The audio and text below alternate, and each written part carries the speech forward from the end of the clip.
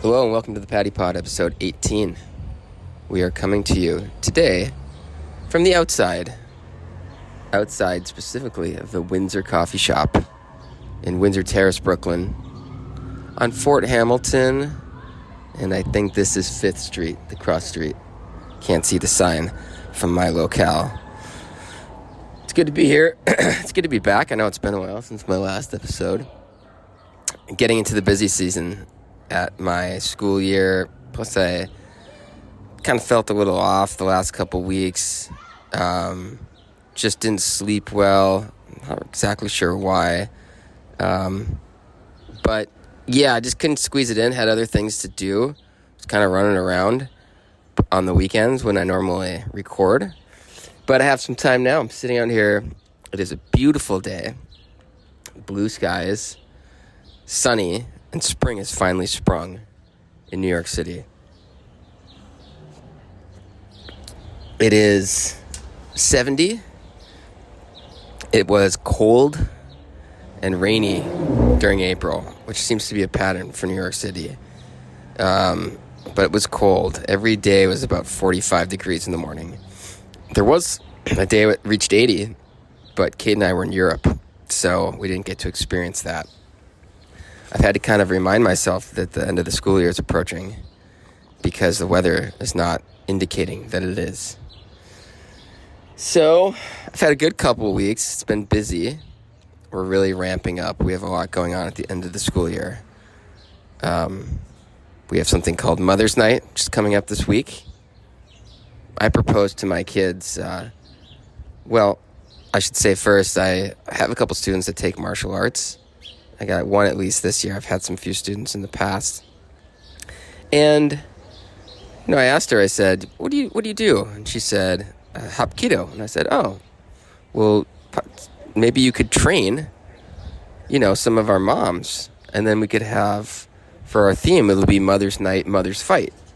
And we'll clear the desks off to the side of the room. And then we would just, count off by ones and twos, and Team 1 would pair up against Team 2. We had one-on-one battles. I thought it was a good idea. The kids didn't like it. What can I say? Our school's motto is peaceful world, peaceful children, but I thought Mother's Night, Mother's Fight would be a really fun new twist. Now, so we have that coming up. We also have a play that we're working on, a little musical. We have this great music teacher who writes original musicals that are really, really good. Super catchy, beautiful little tunes. Funny. I'm kind of surprised more of his work hasn't taken off because there's a little treasure trove. His name is Dan Acquisto. If you're curious, if you can find it, I don't know if it's on what are those sites like SoundCloud or whatever. Perhaps. In any case, that's going on. We also have some testing and then some report cards, and our 6th graders work on a year-long project, and then they'll have a night where they'll present those. So lots of stuff coming up. I've done it all before. A lot of it was modified in my 2nd and 3rd and 4th years because of COVID. So I kind of forgot how we did it the first year, which just makes me a little nervous, but I'm just kind of trying to get ahead of everything a little bit and just take it a day at a time. Always a good recipe. Pausing a little bit to take sips of coffee. Forgive me. I am at a coffee shop, and I just wanted to be outside and enjoy it instead of sitting inside the apartment, as I've done so often, these many months. So, I had a couple of things in the last few weeks that caught my attention. I was thinking about singing, and I was thinking this is kind of the simple pleasures corner, because I keep returning to this theme of simple pleasures over and over. And I just thought about how nice it can be sometimes to not try to find a song that I am absolutely crazy about, because I can do that, just search and search and search and search, and I get kind of tired because I have this list of the stuff that I like, but I listen to it so much that I kind of like, sometimes I get a little weary of having to constantly look for new songs. Sometimes it's nice to just pick a song, even though I'm maybe a little tired of it, but just focus on singing the notes and being glad that I can hit the notes consistently, and just kind of enjoying that. Just the fact that I'm hitting the notes. It's like, I don't know, sometimes when I'm playing hockey, I just focus on taking fast crossovers, like in warm-ups, and just the sensation of crossing one leg over the other and sort of flying through the rink, how great that feels. Maybe stick-handing a little bit as you're doing it. The sort of simple, minimal focus things that can give me a lot of joy. So that's a little bit about the simple pleasures.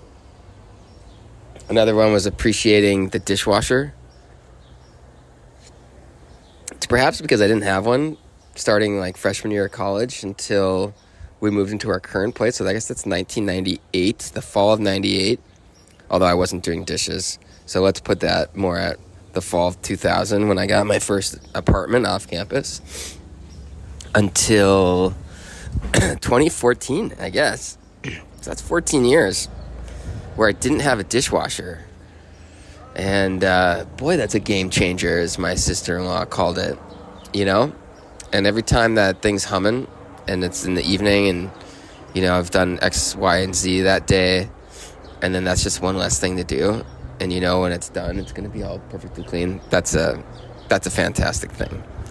And I'm sure if you're really busy, maybe hard to kind of appreciate that because you're running around doing a million other things. But if you've gone without it for a while, as apartment living can force you to do, it's something you'll come to appreciate greatly. I had to laugh a little bit. I saw a guy running down the stairs of the subway with the cigarette behind his ear. I've always thought that's a funny thing. Kind of like, I've got I so want this cigarette that I can't wait the second it takes to reach into my pocket and pull it out of the pack. I need it behind my ear. So as soon as I get off that train, that baby's going. I used to be a smoker, so I'm not trying to be holier than now. But I don't know. I don't think I did the behind the ear move. I might have. Another thing that made me chuckle is loyal podcast listeners will remember that Kate had gone to a bar mitzvah from one of her good friends from college whose son was turning 13, and walked away from it and saw she had to leave a little bit early, and she saw that there were gift bags on like a card table by the door, and so she just thought, oh great, I'll grab one on my way out. Well, she grabbed one, and it turned out they were just for the other 13-year-olds that were there. So I don't remember what all was in there, but one of the things that was in there was a water bottle. And the theme, like I think that he had something like different kinds of movies that he liked were part of the themes. Like I think he had like some Harry Potter stuff, and I don't know, maybe some Star Wars stuff, and I think maybe there was some other like stuff related to activities that he liked. Like, I don't know. I'm making this up, but, you know, basketball or whatever. So I think without a single theme, you know, like, wasn't Disney or I don't know, you know, lacrosse or something. The parents just said the theme was the Leoverse. Welcome to the Leoverse, because the kid's name was Leo. Excuse me, got a little allergy situation going on, so I'm coughing a bit. So Kate got on the train and opened the bag and pulled out the water bottle and said something like, 2023, welcome to the Leoverse, on this water bottle. And then I think it said Colin on the back. So anyway, I peeked the other day at the counter, and she has this brand new, like, metallic red water bottle that's in great condition, you know. But I noticed that the Leoverse water bottle was out there too. And I said, are you using this thing? She said, yeah, it works, you know. So I don't know why she's not using the red one. But the Leoverse water bottle is still in effect, so you'll be happy to know.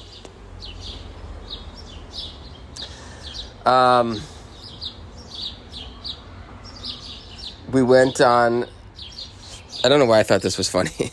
I did. We went on this trip, to Europe, and Kate gets a lot of vacation because she works for the French government, which is like amazing. And it's kind of amazing that she got that job, because that's the kind of thing that she would say all the time. Like, Americans are, we have no idea about how to live. We live to work instead of work to live. The Europeans work to live, that kind of thing. If you've probably all heard kind of a million times growing up. I did, at least. Although I do totally agree with it. So anyway, she got this job where she gets a good amount of vacation time. So that was part of why we could go for 10 days. And I think she took another day or two, like on other ends of it. But it just reminded me of this interview I saw. Like, it was like 2020 or something. And they found what presumably was just a kind of random Italian couple. I think they were Italian. They might have been French. And they were interviewing them about, what their attitudes were about Americans' vacation. The typical 10 days of vacation that you get when you start a job. And which is, when I was in the digital world, in the media world, they're staffing up and down all the time. Half the time you're not even a full-time employee. You're considered a consultant, even though you're there full-time and you have an email address from the company as, name on it and the whole bit. But anyway, so, when you start again at 10 days, which I think is nuts. And anyway, they're interviewing these Italians, and the Italians looked like you had told them that we sword fight for who gets to have dinner every night, or like something, completely absurd. But I don't understand, but where do they're like this whole thing about how do you relax and all this bit, and just the look of befuddlement or, like kind of shock on their faces is something that I've always thought was funny, even though I totally agree that we should have at least 3 weeks of vacation as a stand. I think everyone should give themselves that, even if you're somebody that's an entrepreneur, like, bake that. I know it's not possible in many cases, and I'm sure there's years, when you're first starting or you've hit a bad patch. I get it, especially if you've chosen to be a business owner, a small business owner. I have people in my family that match that description, but I don't know. I heard about some CEO of one of the big banks, which is one of the more hardcore, industries of all of them in terms of hours. And he said something like, I can do my job in 9 months. I can't do it in 12. And he was so sought after, regarded, that worked for him. He took like 3 months off a year. It's crazy. Anyway, what else did I want to talk about? Language corner a little bit. Go to the language corner. I've heard this term. I used to hear it a lot more when my nieces and nephews were younger. That was called overtired. And, kid would be melting down. They'd be like, he's overtired. He didn't have the nap, or he went to bed too late or whatever. Parents back in Minnesota would say it. Parents out here in New York would say it. And I just thought to myself, how is that not ever applicable to adults? People talk about being so tired and whatever. But it's like this, the concept is sort of that this is past, they're in the red zone. It's like everything else has to shut down because the kid needs to go to sleep no matter what. And it's probably indicative of a bigger problem with the way that we treat ourselves sometimes. But yeah, so I don't know. I thought it was. I'm gonna start using that when I'm tired out. When I've had enough, I'm gonna just start saying I'm overtired. Yeah, there's a little bit more in the language corner. I was thinking about. There's this. So I was part of the end of the year thing for my schools. We had this graduation day, and we have this thing called Song Fest where we learn a couple songs and choreograph some moves and sing them. Each class sings a couple songs, at graduation. And it's a lot of very Pollyannish, I guess. I don't mean to be derogative, but very wholesome. That's a better word. Wholesome material, as one would expect from an elementary school. But can be kind of the same stuff all the time, I think to myself, what a wonderful world, that kind of stuff. So, these kids are younger. They're all Brooklynites. Got a couple of kids of color, and I myself like hip-hop, and so I thought, maybe there's a hip-hop song. Anyway, Beck has a song called Wow, and it's him just kind of like, it's sort of expressing wonder at the world, and I thought maybe we could do that. And he's got this lyric where he goes, it's something like, the rules you use to get, or the moves you use to get loose, or something about something you do to get loose. And the lyric is, with the luminous moves. You got it, something about get loose with the luminous moves. It's like, wow. And I thought, I could have sworn when I heard it the first few times that he said, how you get loose with getting loose with the luminous moose. I thought he was talking about a luminous moose, which I thought was the greatest thing. I don't know why. Just the image of like some kind of dancing moose doing little hip hop moves. And he was luminous, like he was sort of an enlightened one, I don't know, or just joyful. So I've permanently in my mind changed it. Beck, if you're listening, and we know you are, I've changed your lyric. You were onto something, but you just missed it by one click. It should be luminous moose.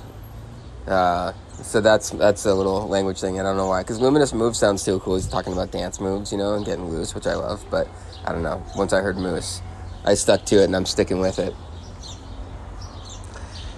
A little bit more in the language corner. It's funny, like there's some kind of old-fashioned things that, by the way, I'm sitting here with my hat, my bolero hat I'm wearing these like fake leather boots that I got. They're kind of just like, I don't even know how to describe them, motorcycle boots maybe. They're not like super hardcore.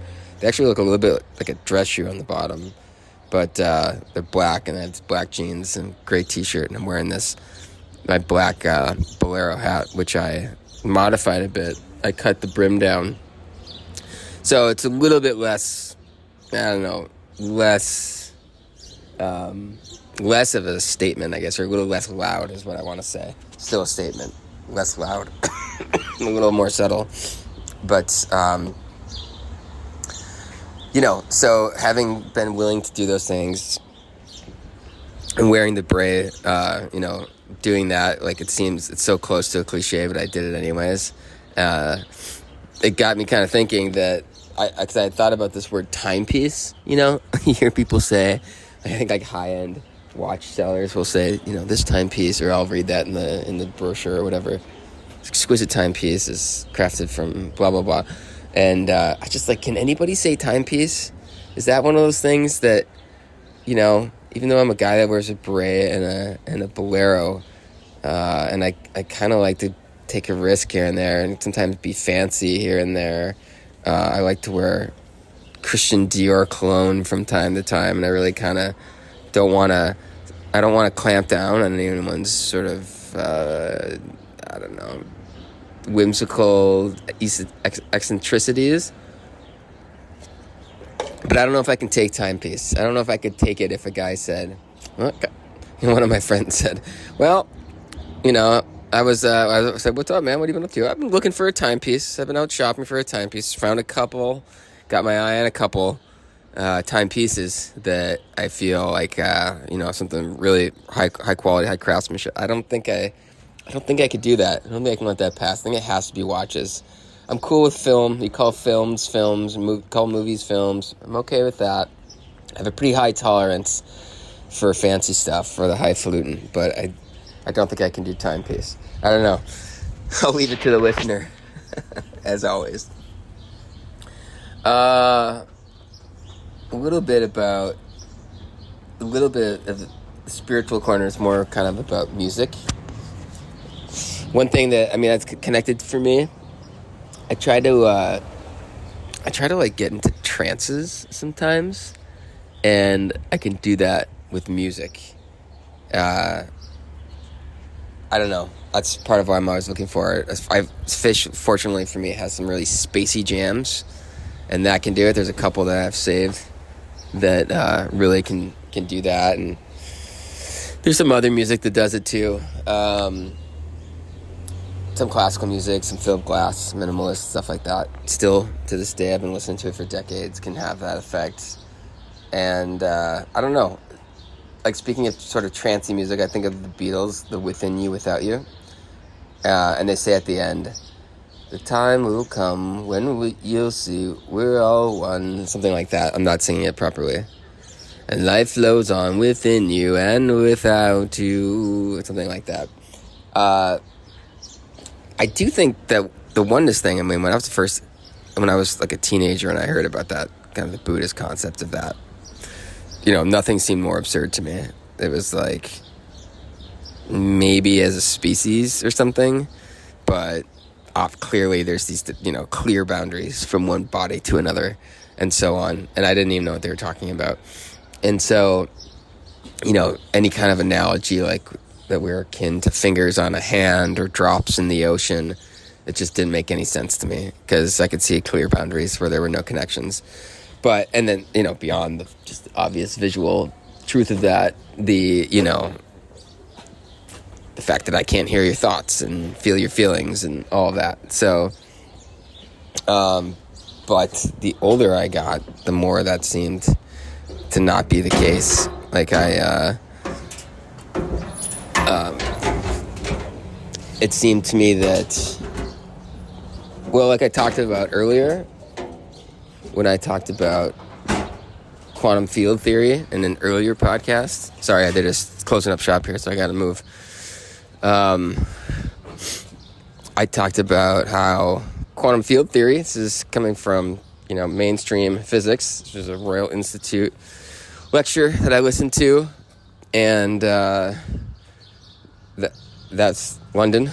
And they basically have demonstrated that the subatomic particles exist in a field, like the magnetic field, that permeates all of space, and a particle is kind of just like a little portion of, like more higher frequency vibration, or a little scrunched up portion, to put it more plainly.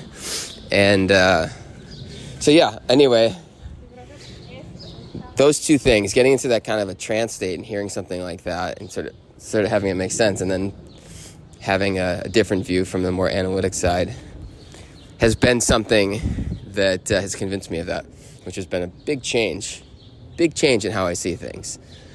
I don't know, and you can imagine, right, if there were a lot more cooperation happening in various efforts around the world, how far we could get, or even just like a lack of hostility, and what that, like the reduction of that, how that could give people space and energy to innovate.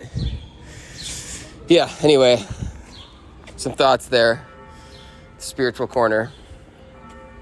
I think that's about it. I was thinking a little bit more in the spiritual corner about, I've talked about sort of in my mind these kind of two different poles between Taoism and the Abrahamic faiths, where the Taoism is sort of non-narrative, and because of that, sort of non-dramatic. There's not a bad guy and a good guy, and there's not some problem, some conflict that needs to be resolved. It's just sort of being instead of doing something. And I think about that. So I sort of contrasted this kind of chilled out Taoist sort of way with a more Abrahamic way, and saying I see some merit in both, and I see kind of this, I especially like the sort of the personal love, kind of the personal God, the love of a personal God that you get in the Abrahamic faiths, and that's kind of missing. The Tao seems a little impersonal and cold sometimes, and so I've talked about Argentina too, and how about sort of like how Catholic they are, and how I think that translates to their passionate approach, especially with sports. I think it's like a very indicative, I don't know if it's indicative, but I think their kind of passionate Catholicism is manifested also in their passionate football fandom. And, just thinking about the video I saw after they won the World Cup, of how many people, it was absolutely insane. Like, I've seen videos recently of crowds celebrating the Toronto Maple Leafs' successful win in the first round of the playoffs. And they were big crowds, for sure. And for hockey, they were big crowds. And they were, filling downtown Toronto, and I'm sure it was amazing to be in it. but it was nothing in scale like the Argentinian victory and the streets in Argentina. But I saw this video a few weeks ago of the crowds that were outside this restaurant that Messi was having dinner in, and I both saw the upside and the downside of the passion and the drama. I guess it's probably kind of fun to be that loved, to feel that much love for Messi, but also he can't go to dinner, and what do it gets a little absurd at some point. What do they want to touch his sleeve? What are they hoping for? I'm sure he's just a dude. He's an unbelievable soccer player, football player, but I've known a lot of good athletes in my life, and some of them are fun guys and some of them are not so fun, and they have all the foibles and all the wonderful peculiarities as the rest of us. So it's a little wild. I both loved it and was not so big a fan of it at the same time. That's a little bit from the spiritual corner. That's about it. I'm going to wrap it up this week. I am going to say that this is going to be the last episode of this season. This is show 18. We are going to call this a season. We are getting busy here at the end of the year, and I think I'm just probably just going to be resting mainly on the weekends and taking care of the little things I can do. But thanks so much, everyone, for listening. Reach out if you haven't reached out to me. Message me on Facebook Messenger, or even drop me an email if you're not connected to me on social. My email is broop045@gmail. broop045@gmail. Send me an email. I'd love to hear that you're listening, even if we haven't talked in a long time. It's been really, the best thing about this has been connecting with people that I haven't connected with in a while. So that's awesome. Thanks so much again for listening, and I'll probably pick it back up in the summer when things get a little bit slower for me. All right, that's it for me. Peace and love.